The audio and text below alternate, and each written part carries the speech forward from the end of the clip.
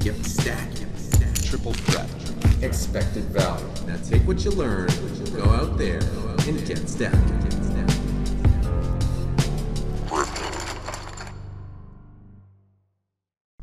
What up, Gripsters and random YouTubers? Evan here for Grips.com, continuing with my review of Edvin's big win on 888poker, where he shipped the Friday challenge for $5,700. We have talked a lot about making the most of simple strategies and putting them to work in this series. That's part of how Edvin's made it this far. We've also talked a lot about the importance of respecting your stack size. So if you haven't watched parts 1 and 2 yet, I would encourage you to do so. And when you're done with that, let's see how the action goes down now that we are deep in the money. We just had a successful reshove, bringing us back up to 20 big blinds. And the pay jumps on 888 are pretty insignificant. So once you make the money, it's all about going for the final table. I think we'll see Edvin opening up his range accordingly. So we have 20 big blinds or so, and our hero, who's opening every pot, has 30 big blinds, and Edvin adjusts to that and jams on him. We get an open in with the ace-7. This board's pretty connected and definitely hits the defender's range a decent amount. I would just be checking this one down to the showdown, not being interested in committing any more money after the flop there. I wouldn't be afraid of losing to a small pair because I think those would be 3-bet pre-flop, and if he has any Broadway or ace high, he's hit that board and he's not folding, and therefore just checking it down is probably the best play, not investing any more money into that pot.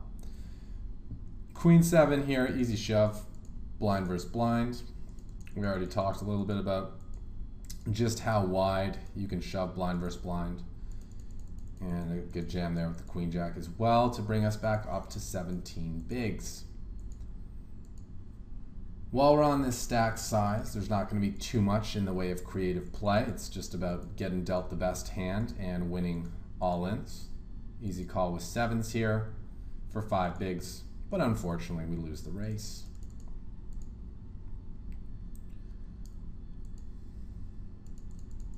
Six. What do we got here? 15 bigs. I think we can shove there for 15 bigs. On the button, we can certainly shove. On the cutoff, with it being suited, I think it's fine to shove. It's a hand that's going to play fine for all-ins. We also have the big blind and the button covered, so unless the small blind calls us, we're not even playing for our entire stack, which swings it even more to a shove.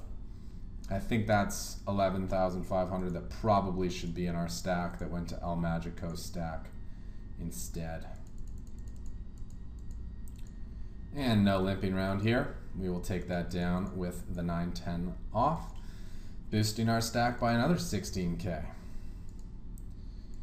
And just as it's important to identify loose openers to jam on, if you can identify weak limpers, they make great candidates for shoving on as well.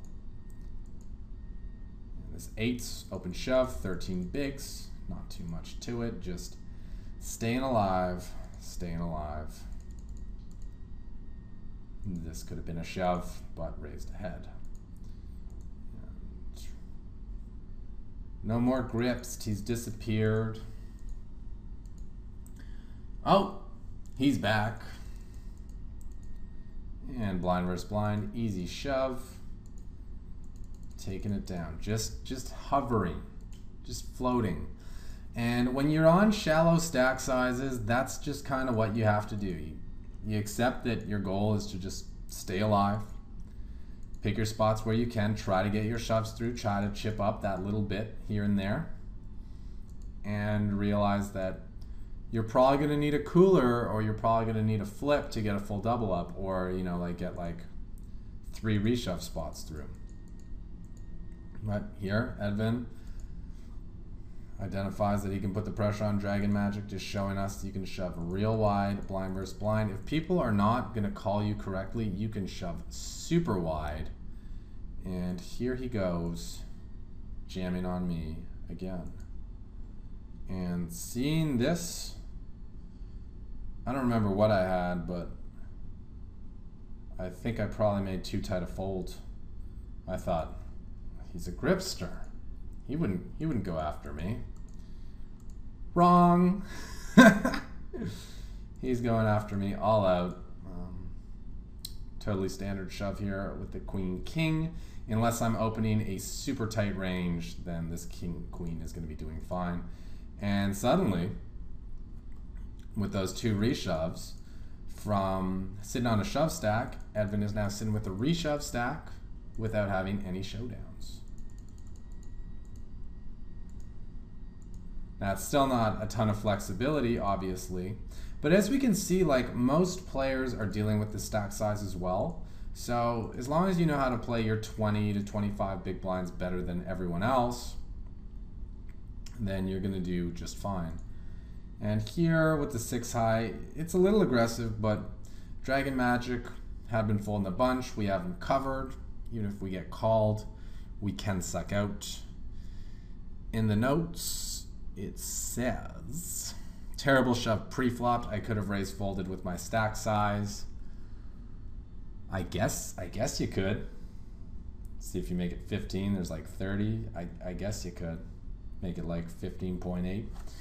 And that depends on the type of player you're up against, right? If someone's going to reshove really wide, you don't want to raise fold too much. If someone is going to only go all in with the hands that they would call your all in with anyway, against them, raise folding is going to be a perfectly viable strategy. And if you're dealing with someone who's going to flat call your opens a lot if you make them small, now you need to construct a very specific range for what hands you min raise open. Dragon Magic calls, and he has ace king, and we're back down to 9 BBs. But we got them 5s. Easy play to get us right back up to where we were. How do we feel about his call with the ace 6? I know how I feel if it's ace 9, but how do we feel about ace 6? And what I just mentioned about blind versus blind strategy, knowing your player, is going to be the case in a lot of spots, that your optimal approach is always going to be dependent on what your opponent's strategy is. King Jack should definitely be an open here. We're in the cutoff. We have a great hand. And enough said. We're on a stack size now where we have enough chips to open. And we jam on. Is this guy really playing these stats? It's a crazy tight stats for someone who has such a big stack. Queen, king, jam it in. If this guy was actually really, really tight, that king-queen shove may be a little risky. But typically we're going to assume that the big stacks are playing loose, but as we can see, this guy's giving us a walk. When he has us way covered and we're probably on like the final 3 tables. This guy's a great stack to apply pressure. You're just like, no, I don't play unless I have a top 10% hand. Here we could definitely go for a raise fold here. We only have 1 player to get through. He does have pretty loose stats, but hey, even loose players still get dealt garbage 70+% of the time. Gripst is in. Gripst gets it through. We'll sweat his all-ins too. Seems like a fun thing to do. This queen 10 we could open. So Edvin, you can definitely open a lot more pots. I know that this hand history is from a while ago. Oh, he tried to trap me. In fact, I think we were playing this about 8 months ago. But I've been promising him since the day we had this tournament that I would review it. And that's where we're going now. But I remember he sent me his notes and he's like, yeah, I've gotten a lot better since then. Like 3-2 suited here, 4.5 to 1. Yeah, we can peel, we can take a flop, try to get some equity. But I thought this one was cool and worth reviewing because we both make pretty deep runs. We both make the final 2 tables, much like the Sunday Million that Charlie took down. And then I proceed to get my terrible string of luck while Gripster Hero experiences amazing positive variance, and all the money goes to he who can really use it. In fact, it's close. I'm between whether I'd rather me win the money or me see my students win the money. It's usually pretty close. Kind of like this King 8. Marcus has not been opening that many hands. If he's opening like a reasonable amount, King High with a good kicker, a great reshove hand, kind of like the King 9 suited earlier, and he is on the button. So with the potential to increase our stack by 25% and a decent hand to back it up, sounds like a pretty good reshove spot to me. Ooh, yes! A hand we can snap collar reshove with. Let's run the cards, El Magico. 2-4? 2-4 suited? It's more ridiculous than the hands that Edvin's been reshoving, and he's been reshoving pretty wide.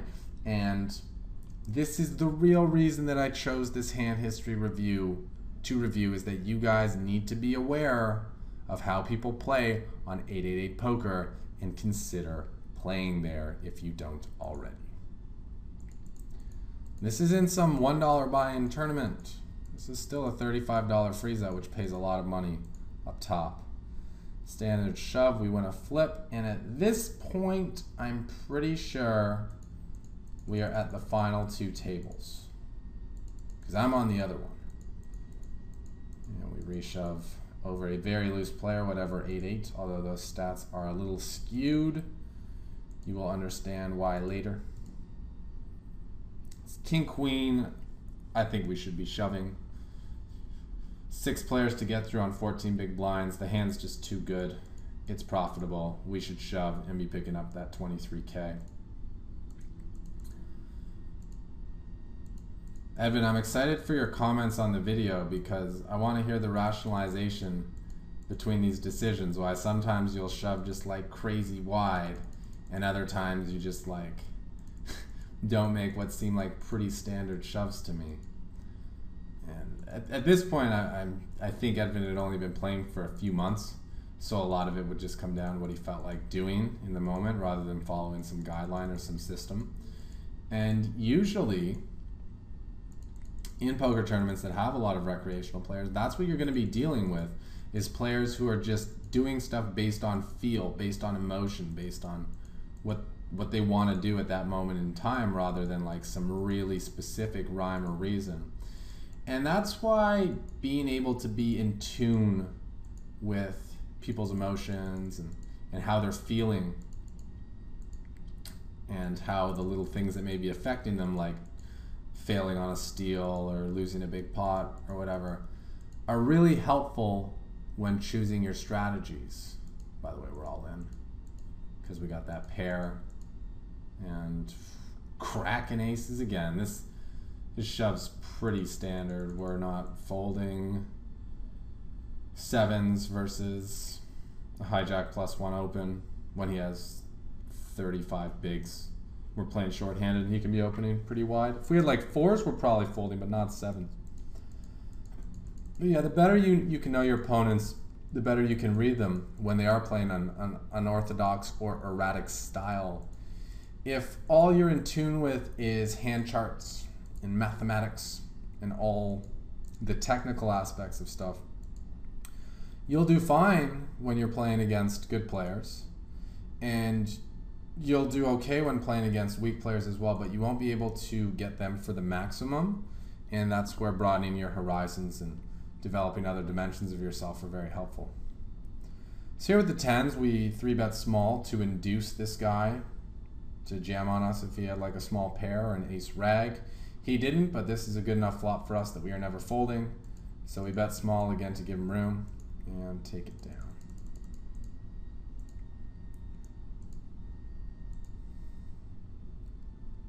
And at this point, we are definitely on the final 2 tables because we are playing 6-handed. So we're gonna slow things down a little bit and just watch what's going on with the other players. So Pretty easy c-bet with a gutter on a dry board. And what do we have here? Okay, domino check min raising with 2 pair on the turn. Whatever, calling with top pair with these favorable pot odds. It's a pretty typical strong line. The check call, check min raise on the turn. Back from the old days of playing fixed limit hold'em. You had to wait till the turn to make that play because the bets were double and you could expect to get paid a whole lot more by waiting for the turn check raise. And domino limping in with king jack offsuit. Typical 888 play.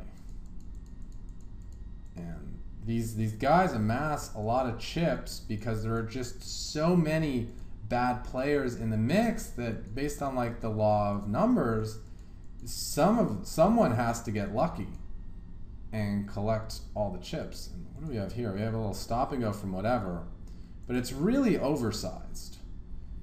And I think we're going to see that he has a decent hand to do this because he's shoving 3x the pot. And I just don't think he's going to be doing that with overcards or something. And PO with the 8s doesn't even think about it. Facing a 3x pot shove, he's like, got a pair, snap call, I put this guy in ace king. So we're basically playing on a table with 1 creative player, 1 nit, and 2 fish. And this is on the final table bubble. And yeah, these guys will accumulate stacks, but once it gets to shorthanded play, as we kind of just saw, I wish I'd made the point before that hand happened, but these guys will just give away these massive stacks that they've earned. And since the structure is actually quite nice at the end of the tournament, we can definitely shove these 2s, by the way, for 16 big blinds. And I think that would be the best play, especially with the 2 coming on the end. With the structure being pretty good at the end of the tournament, you can be patient and play some post flop and some shorthanded with these guys and really just slowly milk them for everything that they've spent the last 5 or 6 hours luck boxing.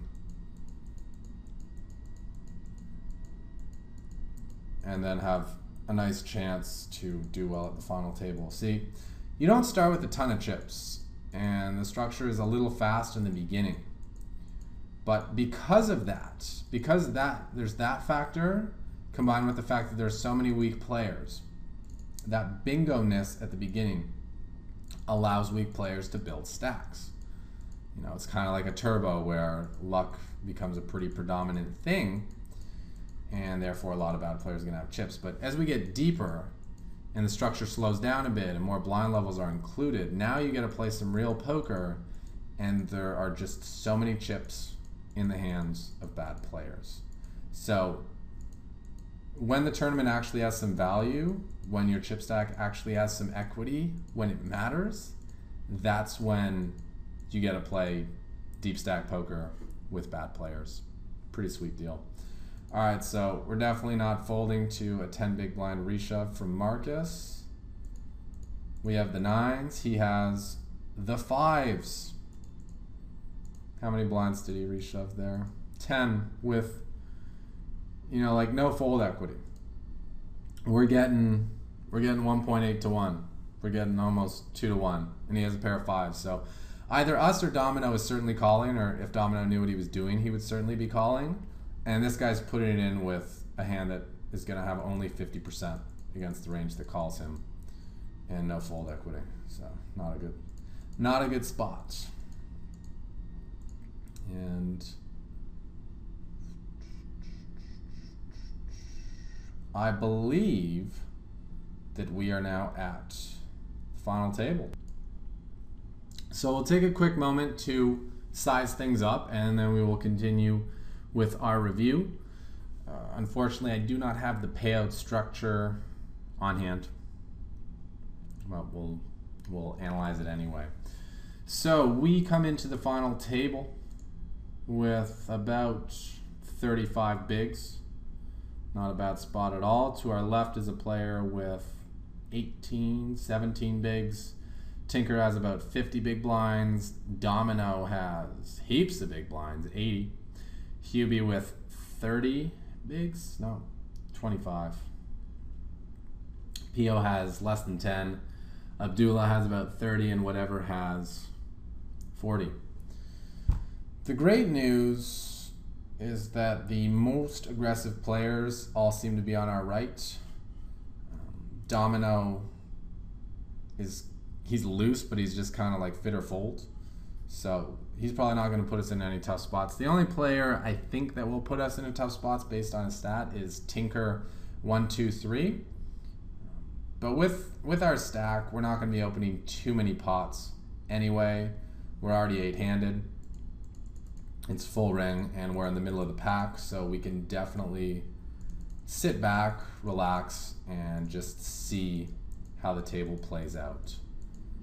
No need to rush things when there's money to be made just by waiting things out. So do a quick equity check there.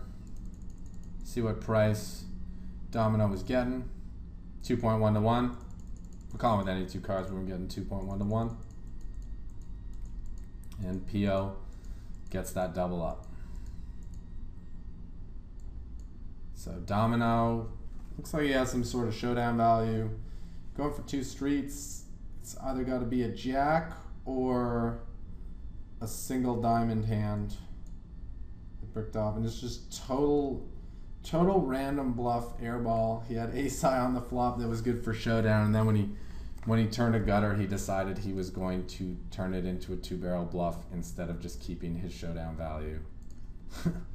All right, as I said, I don't think Domino is someone we have to worry too much about, as he open limps and calls 3 min bets with queen high. Did I mention there's a sign up link in the description for 888poker? Okay, just making sure.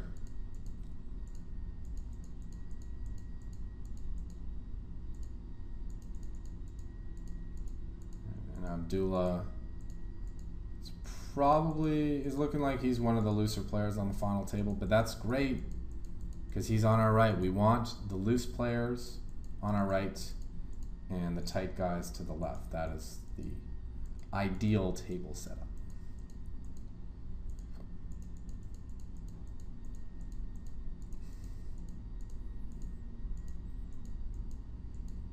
And with the blinds going up, things change a little bit. Pio has 10 bigs again. Placenik has 10 bigs again. Other guys are sitting around 25, 30, 40 bigs. So we have a reshove stack, and that's what we're going to use it for. But since it's the final table and there's so much value to be gained by moving up and outlasting other players, we don't need to get crazy out of line with it. So here we defend taking our pot odds and flop pretty good for our hand. It's a spot where I don't think we should be looking to fold. So the question is, do we just shove it on the flop for about 1.5 pot size bets, or do we call and get in on the turn? The hand is a little vulnerable, so I could see going either way, and we really don't like that turn card, but we still go for that value bet on the river. Running in, although we have flopped pretty strong for our hand, running into a better one and busting out there would be pretty unfortunate with there being 2 really short stacks. So trying to get to the showdown there as cheaply as possible, or until we know we have the best hand, is a good approach. And that's the same reason we're flatting with the king-queen here rather than just 3-bet reshoving it, as Edwin was doing a lot of earlier. Once you get to the final table, especially if you have a decent chip stack, you really want to ramp down your variance, the swinginess of your style, and just play a little bit more small ball-y if you can. Obviously, if your stack size is super short that it doesn't allow it, you can continue with the long ball, but in general, if you have confidence in your skills, a small ball style is best to be implemented once you reach the final table. And we have a pretty interesting spot here. So we got a min raise. Whatever min leads, and then min clicks for max induce from Domino. Can't wait to see what he's got. He has Jack high. Let's watch that one more time with whole cards exposed for maximum lull factor. Okay. Min raise with the Jack 10 suited. All right, I'm down with it. But, okay, you get let into it, you're not having that. You want to let him know you're not going to be pushed around. I get that. But once this guy clicks you for another 60, and when you put it in, he's going to be getting 5-1. He's just probably not going to be folding, and Jack high is not even beating many of the flush draws. So unless this guy has 8-9 specifically, you are not in good shape. And even then, he's got a lot of outs. So let's watch this run out one more time with the one guy. Is he drawing dead on the flop? No, he's got a 2% shot for running 8-9, running 10s, running jacks, or running 7s. But they ain't coming. So as predicted, the final table chip leader, Domino, was not someone that we had to worry about whatsoever. And although we would have preferred him to have the chips, because he's clearly really brutal, if they had to go somewhere, to our direct right is a fantastic spot. We've also managed to chip up about 200K, while the short stacks have stayed pretty short, and I'm liking our table setup. But that's going to wrap up part 3. I think we're in a pretty good spot. We're now, what, 1, 2, 3, 4, 5, 6, 7-handed at the final table. And with the blinds being where they are, this thing's probably going to play out pretty quickly. I know we're in hand 490 of 703, but a lot of those hands are heads up. So we'll be getting down to the end, to the nitty-gritty real soon. I hope you were able to learn a thing or two from this video that will help you improve your results on the poker tables. If you have any questions, comments, or feedback, please don't be shy. Post them in the comments section and let's get the discussion ball rolling. And once you're done with that, you know what to do. Take what you've learned, go out there, and get stacking.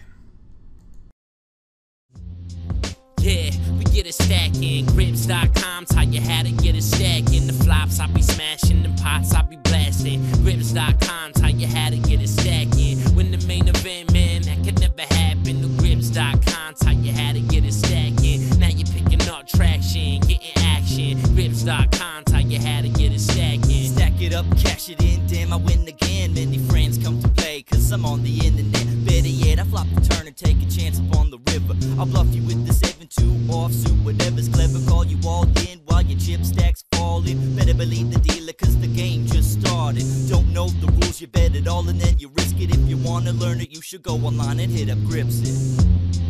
Yeah, we get it stacking. Grips.com, tell you how to get it stacking. The flops I be smashing, the pots I be blasting. Grips.com, tell you how to get it stacking. When the main event, man, that could never happen. The Grips.com, tell you how to get it stacking. Now you're picking up traction, getting action. Grips.com, tell you how to get it stacking. Ever since a young cat, want a pocket stack with cash in the fast stack, crammed in the clam click. Gotta get the action, gotta get it stacking. Dollars on the noggin, want a lot of transactions. Started as a little retarded, now with the knowledge, playing cards, flopping, bombarded cause it was harder than I thought. Then I got on Grips.com, asking and got what I needed to beat him and get it stacking. Yeah, we get it stacking. Grips.com, tell you how to get it stacking. The flops I be smashing, the pots I be blasting. Grips.com, tell you how to get it stacking. When the main event, man, that could never happen. The Grips.com, tell you how to get it stacking. Now you're picking up traction, getting action. Grips.com, tell you how to get it stacking. Yeah, we get it stacking. Grips.com, tell you how to get it stacking. The flops I be smashing, the pots I be blasting. Grips.com, tell you how to get it stacking. When the main event, man, that could never happen. The Grips.com, tell you how to get stacking. Now you're picking up traction, getting action. Grips.com, tell you how to get it stacking.